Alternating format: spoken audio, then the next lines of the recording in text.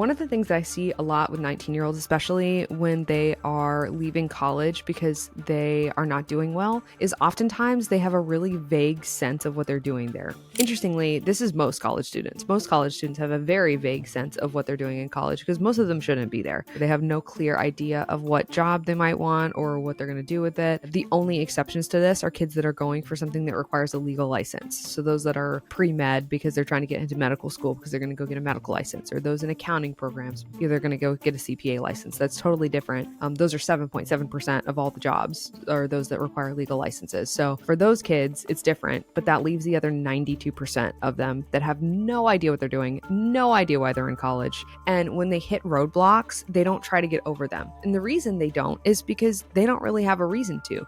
There's not something that they're trying to get that they can see that's past the end of this college experience, and they don't really know what they're shooting for. Like, they don't know what the goal is. And because they don't know what the goal is, you kind of just want to waffle around and do nothing. And like, you don't want to go solve your own problems. You don't want to go to the college counselor on campus and help them, your advisor, and help them figure out, well, why is this class this? And why is this? And then parents are left doing this Tetris of like dropped classes and changed majors and blah, blah, blah, blah, blah. And really, these kids are just wasting time because they don't really have a greater reason to finish. They don't have a really greater reason to do well. They don't have a greater reason to solve the problem because they don't really see it as a problem. It's just taking longer than it was. And why would I go to the extra effort? Whereas if it was something that they wanted to do, if a kid really wants to be in college and they really see a greater why, either because it's fun or because they're going to get a career that requires them to get a degree, they have that internal sense of why. They go, oh shoot, well this happened. Okay, well I got to go fix this. Why? Because they're trying to get to this ultimate goal. And so when people send their kids to college with no ultimate goal, which most